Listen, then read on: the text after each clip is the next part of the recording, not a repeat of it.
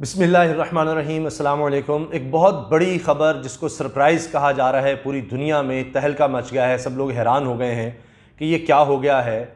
अचानक से ये ख़बर सामने आई कि इसराइल और मुत्तहिदा अरब अमारात के दरमियान ताल्लुकात उस्तवार हो गए हैं, एक मुआहदा हो गया है। अब इनके दरमियान सिफारती ताल्लुकात भी होंगे, हर तरह से बिल्कुल नॉर्मल, जिस तरह दो ममालिक के होते हैं, बल्कि करीबी ताल्लुकात जिस तरह दो ममालिक के दरमियान होते हैं, बिल्कुल उस तरह के ताल्लुकात इनके दरमियान होंगे। और डोनाल्ड ट्रंप अमरीकी सदर ने इस हवाले से ट्वीट भी कर दिया है और मेरे सामने कॉपी भी पड़ी है इस मुआहदे की, और इसमें बड़ी डिटेल है कि किस तरह से दोनों ममालिक आगे बढ़ेंगे। और इसमें यह बात भी कही गई है कि अभी तो और सरप्राइजेज आएंगे, अभी और बहुत से ममालिक के साथ बड़े अच्छे ताल्लुकात इसराइल के होने वाले हैं। ट्रंप इसको तारीखी दिन कह रहे हैं, इस पर बहुत खुश हैं। इसराइल के वज़ीर आज़म बेंजामिन नेतन्याहू इस पर बहुत खुश हैं और उन्होंने तो इब्रानी ज़ुबान में ट्वीट किया है कि तारीखी दिन है।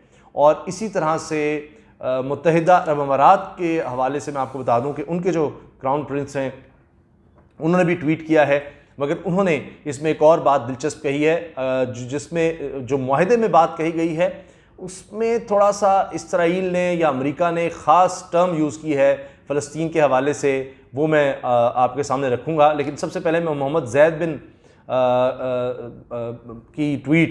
मोहम्मद बिन ज़ैद की ट्वीट आपके सामने रखना चाह रहा हूँ, क्योंकि इनकी ट्वीट ये बड़ी अहम है। और ये क्राउन प्रिंस हैं अबू धाबी के और डिप्टी सुप्रीम कमांडर हैं यूएई के, मुत्तहिदा अरब अमारात के। तो लिहाजा इन्होंने जो इस बारे में ट्वीट की है वो है कि during a call with president Trump and prime minister Netanyahu an agreement was reached to stop further Israeli annexation of Palestinian territories. वो ये कह रहे हैं कि मज़ीद फ़लस्तीनी इलाकों को अब इसराइल अपने कब्ज़े में नहीं लेगा, ये हमारा एक एग्रीमेंट हुआ है। और the UAE and Israel also agree to cooperation and setting a road map towards establishing a bilateral relationship. और हमने एक रोड मैप भी पर भी तैयारी की है और एग्री किया है कि हम दोनों मिलकर किस तरह इसराइल और यूएई मिलकर आगे कोऑपरेट करेंगे।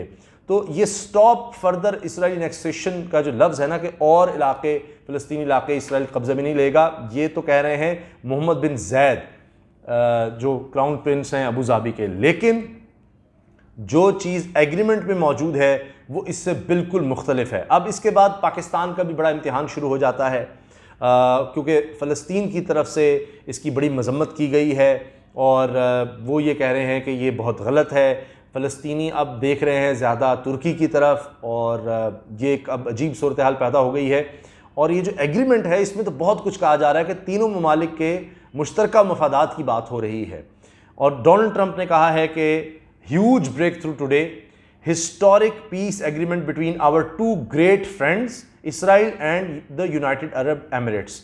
ये डोनाल्ड ट्रंप ने ट्वीट किया है और कहा है कि जी हमारे दो बहुत ही अच्छे दोस्तों के दरमियान बड़ा ज़बरदस्त किस्म का मुआहदा हो गया है, बड़ा ब्रेक थ्रू है। एग्रीमेंट के आखिर में शुक्रिया भी अदा किया जा रहा है। अब ये पाकिस्तान का भी बहुत बड़ा इम्तिहान आ गया है कि आहिस्ता आहिस्ता कई ममालिक इसराइल को तस्लीम करते चले जा रहे हैं, अरब ममालिक तस्लीम कर रहे हैं, कई ममालिक ने इसराइल के साथ यानी किसी न किसी हद तक कुछ तिजारती या इस किस्म के ताल्लुकात भी बना लिए हैं। पाकिस्तान और कुछ और ममालिक हैं जो रह गए हैं, वरना पूरी दुनिया अब इसराइल से जुड़ चुकी है। और इसराइल का मुसलमानों के साथ या मुस्लिम ममालिक के साथ जो मामला है ये 7 दहाइयों से भी पुराना है। अब इसराइल का रियासत इस तरह से आई वजूद में कि जंग अजीम के बाद हिटलर के बारे में यहूदियों का ये कहना था कि उसने हमें मार मार के और बड़ा कत्लेआम किया और निकाला। तो उसके बाद जब हिटलर को शिकस्त हुई तो जो इत्तेहाद था जिसने शिकस्त दी यूरोप का, अमेरिका का, हिटलर को शिकस्त देने के बाद तो यहूदियों की आबादकारी का फ़ैसला हुआ और इनको फ़लस्तीन के जो इलाके थे वहाँ पर जाकर इनको आबाद किया गया। ये कहते थे हमारा वहाँ किबला है, हमने वहाँ जाकर आबाद होना है। फिर करते करते इनकी आबादी बढ़ती रही, इन्होंने अपनी सिक्योरिटी फोर्सेस बनाई, सारा असलहा लिया और फिर एक वक्त आया कि इन्होंने इलाकों पर कब्ज़ा करना शुरू कर दिया, जंग की अरब ममालिक से और उनको शिकस्त दी, हमसायों को शिकस्त दी जब मिलकर इन्होंने उसमें जंग की थी। और तब से लेकर इसका यानी रोब, तसल्लुत, दबदबा इसराइल का तमाम हमसायों पर बरकरार है और फ़लस्तीन के इलाकों पे जहाँ जाता है कब्ज़े कर लेता है, आबादियाँ बढ़ा लेता है, उनकी ज़मीनें अपने साथ मिला लेता है। तो फ़लस्तीन के मुसलमान इस पर बहुत परेशान हैं। तो दो बड़े तनाज़े कहे जाते हैं जो दुनिया में है, फ़लस्तीन का और मकबूजा कश्मीर का। तो अब उसमें यूनाइटेड अरब एमिरेट्स का इनके साथ ताल्लुक़ इस्तवार करना और बड़े ही ज़बरदस्त किस्म के मुआहदे करना, अब ये एक बहुत बड़ी बात है। और साथ ही लग रहा है कि शायद अब सऊदी अरब भी आगे आ सकता है इस वजह से कि सऊदी अरब के हवाले से कई दफ़ा खबरें आई हैं इस तरह की कि जी वो इसराइल के शहरियों को वीज़े जारी करने की बात और दीगर बातें, तो फिर उसके काउंटर स्टेटमेंट्स भी आई। लेकिन अब मुत्तहिदा अरब अमारात और सऊदी अरब बहुत ज़्यादा करीब हैं, तो जो स्टेटमेंट जारी हुई है उसमें भी इसके इशारे मिल रहे हैं। तो क्या पाकिस्तान को भी इसराइल से ताल्लुकात किसी न किसी हद तक बना लेने चाहिए? अब लग रहा है कि हर मुल्क अपने मफादात देख रहा है, इस्लामी मुल्क हो, दीगर ममालिक हो, हर मुल्क अपने मफादात, अपने शहरी के मफादात देखता है। और यूएई ने भी अपने मफादात और अपनी सहूलत, अपने शहरियों की सहूलत, उसकी तरक्की देखते हुए ये इसराइल से ताल्लुकात जोड़ लिए हैं। और अब ये डिप्लोमेटिक रिलेशन, सफारती ताल्लुकात, तिजारती ताल्लुकात, जहाज़ों का आना जाना बिल्कुल नॉर्मल जिस तरह किसी मुल्क से होते हैं, वरना इससे पहले तो तस्लीम नहीं किया जाता इसराइल को। तो वो अब अपने लिए सोच रहा है मुत्तहिदा अरब अमारात कि हमारे लिए क्या बेहतर है, हमने कॉन्फ्लिक्ट से बाहर निकला है इसराइल से, और ये हमारी तरक्की के लिए, खुशहाली के लिए ये ज़्यादा ज़रूरी है। अभी भी कॉन्फ्लिक्ट चल रहे हैं तुर्की के साथ, मगर बहरहाल अब ये एक नया अलायंस बनता नज़र आ रहा है और ये जॉइंट स्टेटमेंट कह रही है। मैं ये चूँकि अंग्रेज़ी में है तो मैं पहले ही आपसे माफ़ी चाहता हूँ, शायद कुछ रुक कर मैं बोलूँ। ये स्टेटमेंट कह रही है जी, joint statement of the United States, the state of Israel and the United Arab Emirates. ये जी जॉइंट स्टेटमेंट है तीनों ममालिक के दरमियान, तीनों के नाम मैंने आपको बता दिए हैं। मैं साथ साथ चूँकि उर्दू तर्जमा करूँगा तो उस वजह से मैं रुक रहा हूँ। अच्छा, ये अब है जी ट्रंप के दरमियान बेंजामिन नेतन्याहू इसराइल के वज़ीर आज़म और Sheikh Mohammed bin Zayed crown prince Abu Dhabi deputy supreme commander of the United Arab Emirates spoke today and agreed to the full normalization of relations between Israel and United Arab Emirates। इन तीनों ने आपस में बात की है और पूरा normal relationship अब इसराइल के साथ होगा, ये तय पा गया है। ये कह रहे हैं जी हिस्टोरिक डिप्लोमेटिक ये ब्रेक थ्रू है और मिडल ईस्ट रीजन के हवाले से, और ये एक बड़ी बोल्ड बहादुर डिप्लोमेसी की है, सफारतकारी दिखाई है, बड़ी एग्रेसिव। और ये तीनों लीडरों का विजन है, उनकी सोच है, उनकी बहादुरी या करेज है कि यूनाइटेड अरब एमिरेट्स, यूएई, मुत्तहिदा अरब अमारात और इसराइल के दरमियान एक नया रास्ता बनाया जाए और एक ग्रेट पोटेंशियल है दोनों के दरमियान आगे बढ़ने का। और तीनों ममालिक के जो कॉमन चैलेंजेस हैं, इनके लिए इम्तिहानात एक तरह के हैं और ये तीनों को इससे फ़ायदा होगा, इसलिए एक तारीख़ी ये अचीवमेंट है। आगे जनाब ये जो जॉइंट स्टेटमेंट है वो ये कहती है कि डेलीगेशन आएंगे अब इसराइल और मुत्तहिदा अरब अमारात की तरफ से, और ये आने वाले हफ्तों में मिलेंगे और कई दो तरफ़ा मुआहदे होंगे इन्वेस्टमेंट के हवाले से, टूरिज़म, तिजारत, टूरिज़म सियाहत के हवाले से, डायरेक्ट फ़्लाइट्स के हवाले से, सिक्योरिटी के बारे में, टेलीकम्युनिकेशंस के बारे में, टेक्नोलॉजी के बारे में, energy, health care, culture, environment, establishment of reciprocal embassies, दोनों तरफ से एम्बेसीज अब खुलेंगी दोनों मालिक की एक दूसरे के मुल्क में, और इसके अलावा और कई एरियाज़ में कई हवालों से कई म्यूचुअल बेनिफिट के जिनमें दोनों को फ़ायदा हो मुआहदे होंगे। अच्छा जी, फिर है जी opening direct ties between the two Middle East most dynamic societies and advanced economies will transform the region by spurring economic growth, enhancing technological innovations and foreign closer people to people relations. कह रहे हैं जी दो सबसे अमीर तरीन मईशतें हैं ये middle east की, मशरिक़ वस्ता की। तो उसमें ये है कि इनके दरमियान अब ग्रोथ, तरक्की, टेक्नोलॉजिकल एडवांसमेंट और नई दरियाफ्त और इस वाले से बड़ा काम होगा। अच्छा, अब ये कह रहे हैं कि जी इस ब्रेक थ्रू की वजह से प्रेसिडेंट ट्रंप ने सपोर्ट किया यूएई को, इसराइल को, और अब ये है कि इसराइल सस्पेंड करेगा declaring sovereignty over areas outline in the president's vision for peace and focus its efforts on now expanding ties with countries, Arab countries and Muslim world. कह रहे हैं कि अभी यानी जो इसराइल मज़ीद इलाके डिक्लेयर कर रहा था कि सारे हमारे हैं फ़लस्तीन के इलाके, अभी उसको सस्पेंड कर देगा, मुअत्तल कर देगा, इस ऐलान को मुअत्तल किया जाएगा। और ये बात दूसरी जगह पर भी कही जा रही है, इसराइल की तरफ से भी ये कहा गया है, उनके भी ज़राए और हुकाम ये कह रहे हैं कि सिर्फ सस्पेंड किया गया, मुअत्तल किया गया है ताकि आगे बढ़ा जा सके। तो ये जबकि जो मोहम्मद बिन ज़ैद हैं उन्होंने कहा है कि ये हमारा एग्रीमेंट हो गया है कि stop further Israeli annexation of, यानी फ़लस्तीन के जो इलाके हैं अब उनको मज़ीद उनका पर कब्ज़ा नहीं किया जाएगा, ये हमारा एग्रीमेंट हो गया है। लेकिन जो जॉइंट स्टेटमेंट है उसमें मुअत्तल का लफ्ज़ है, इसमें है कि जी बस रोक दिया गया, मज़ीद इलाके नहीं शामिल करेगा इसराइल फ़लस्तीन के अपने अंदर, लेकिन जो स्टेटमेंट की है उसमें सस्पेंड किया, मुअत्तल किया गया अभी।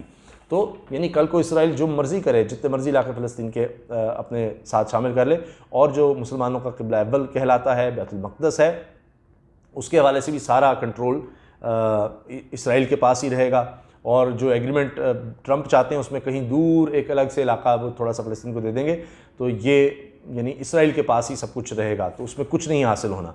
तो बहरहाल अब ये जॉइंट स्टेटमेंट है वो मैंने आपके सामने पढ़ दी है, और मोहम्मद बिन ज़ायद साहब का भी बयान जो ट्वीट उन्होंने किया है वो भी मैंने आपको सुना दी है। अब इसमें बड़ी तारीफ़ें की जा रही हैं ट्रंप की आखिर में कि जी ये ट्रंप की ज़ाती काविशों से, उसका विज़न है, उसने कमाल कर दिया है, ये अमन के लिए, खुशहाली के लिए ये बहुत बड़ा काम किया गया है।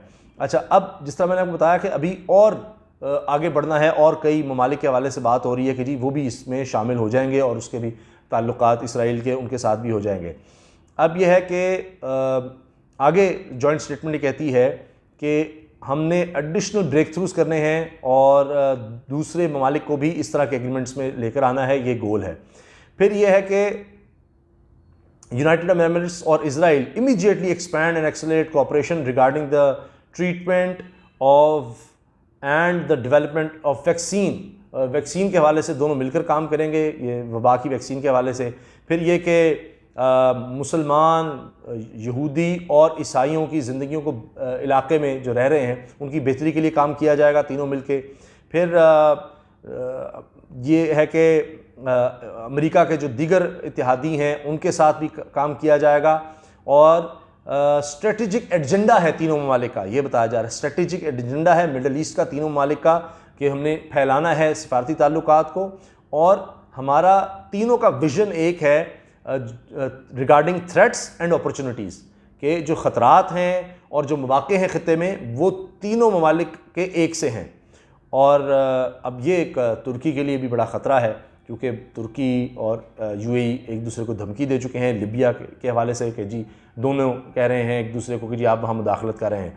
तो बहरहाल ये वो कह रहे हैं कि अमेरिका, इसराइल और यूएई का जॉइंट विज़न है इलाके के हवाले से, एक जैसे मौक़े हैं, एक जैसे थ्रेट्स हैं तीनों को, तो तीनों बिल्कुल बहुत करीब हैं ऐसे मामलात में। आगे जी ये स्टेटमेंट कहती है कि shared commitment to promoting stability through diplomatic engagement, increased economic integration and closer security coordination. Today's agreement will lead to better lives of the people of the United Arab Emirates, Israel and the region. तो कि जी ये agreement जो है अब मालिक में के लोगों की ज़िंदगियों में बेहतरी लेकर आएगा। और शुक्रिया अदा किया है जी अमेरिका ने और इसराइल ने कि जी जो यूएई की तरफ से वाइट हाउस में शिरकत की गई थी जनवरी 28, 2020 में, जिसमें डोनाल्ड ट्रंप ने अपना विज़न बताया था कि हम किस तरह से इसराइल में, फ़लस्तीन में हम अमन लेकर आएंगे इस रीजन में। और उसमें चूँकि यूएई ने शिरकत की थी और उसको इंडोर्स किया था कि बड़ा अच्छा विज़न है कि जो दारुल हुकूमत है जेरूसलम वो इसराइल के पास ही रहेगा और फ़लस्तीनियों का उससे कुछ लेना देना नहीं है। तो वो था, उस पर इन्होंने एग्री कर लिया था कि ठीक है फ़लस्तीन के पास जो थोड़ा सा इलाका रह गया है वहाँ पर उनको कुछ हद तक खुद मुख्तारी दे दी जाएगी, बाकी ज़ाहिर है कि अपर हैंड इसराइल का रहेगा। तो इसराइल की इसमें जॉइंट स्टेटमेंट में सस्पेंड किया जा रहा है, वो कभी भी फ़लस्तीन के इलाकों में जितना चाहे हथियार ले, वो इसमें वाज़े तौर पर मुझे तो ये फ़ील हो रहा है। बहरहाल अब यह है कि जी ये विज़न है कि आगे अब हमने इस तरह से बढ़ना है कि इस कॉन्फ्लिक्ट को ख़त्म करने के लिए काम करना है, और साथ ही कि तमाम इस्लामी दुनिया से अब बेहतर ताल्लुकात कायम करने हैं। और ये कहा गया है कि सब मुसलमानों को इजाज़त दी जाएगी कि वो आएँ अल-अक्सा मॉस्क में, जेरूसलम में आएँ और वहाँ आके वो अपनी इबादत करें। और तमाम फ़ेथ्स जो हैं यानी तमाम मज़ाहिब के लोग वहाँ पर आ सकते हैं और वो इबादत वहाँ पर कर सकते हैं, चाहे वो यहूदी हैं, ईसाई हैं, मुसलमान हैं, उनको ये इजाज़त होगी कि वो बैतुल मक़दस में आकर इबादत कर सकें। और फिर नेतन्याहू ने और शेख मोहम्मद बिन ज़ायद अल नहयान ने शुक्रिया अदा किया है डोनाल्ड ट्रंप का कि जनाब उनकी ये बड़ी ज़बरदस्त अप्रोच थी और कि उन्होंने बड़ी बहादुरी दिखाई है कि एग्रीमेंट कर लिया है। अब सवाल ये है कि पाकिस्तान इस बारे में क्या करेगा, पाकिस्तान को क्या करना चाहिए, क्योंकि हर मुल्क अपना मफाद देखते हुए इस तरह के फ़ैसले कर रहा है। आप अपनी राय का इजहार ज़रूर कीजिए। मैं कमेंट्स में देखूंगा कि ज़्यादातर लोगों की क्या सोच है इस बारे में। इजाज़त दीजिए। अल्लाह हाफ़िज़। पाकिस्तान जिंदाबाद।